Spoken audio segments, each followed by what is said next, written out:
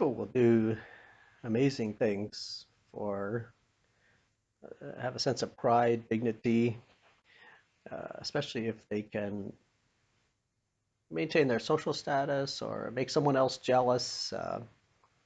People will do a lot in order to do that.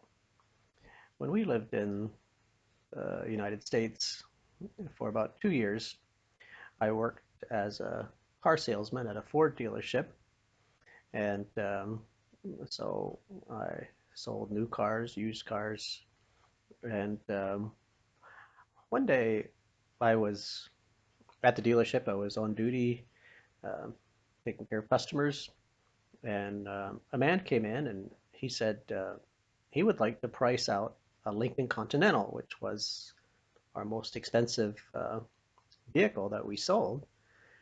And he didn't really look like a Lincoln Continental customer. He didn't especially seem like an upper class person, but I didn't have anything to do. And I thought, well, sure, I can price out a Lincoln Continental for you. And well, he knew exactly what he wanted. He knew which model he wanted. He knew what color he wanted. He knew what interior he wanted. He so we went through the book and he chose all his options. He knew exactly what he wanted. We got it all together and got a price and so I went to the sales manager to find out, how much I could sell it to him for, and I gave him a deal. And he said, well, if he can get it financed, he'll take it. Now, we did financing at our dealership through the local bank, and our rates were good. They were the same as the bank. The One of the owners, there were two owners of the dealership, and one of the owners of the dealership was also the president of the local bank.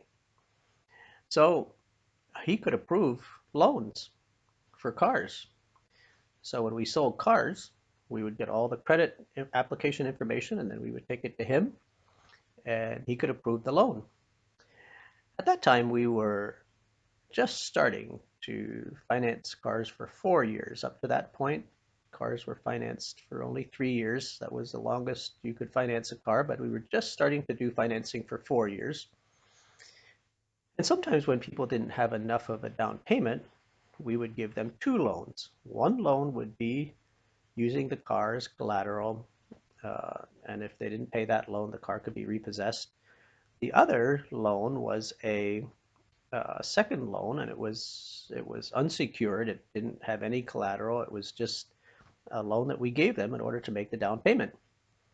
So, well, this man said he didn't have enough money to put down to um, be able to finance the car, just getting the car loan. He needed a loan for the down payment as well. So I took his credit information, and our uh, owner, that was also the president of the bank, I knew that he had a philosophy about loans. And he said, anyone who has lived in the same house and has been married to the same spouse for 20 years is going to pay back their loan. I don't care what their situation is, I'll loan them money. Well, this man met the criteria. He had been married to the same person for over 20 years. He had lived in the same house for 20 years. He had had his job for quite a number of years. And so I knew that my boss was going to approve the loan. So I took it to the boss, and he approved the loan and said, "Okay, we'll order the car." And so we did. I asked, and then the man told me, he said, I really appreciate what you did for me. Like, I've gone to several dealerships, and I couldn't get anybody to price out a Lincoln for me.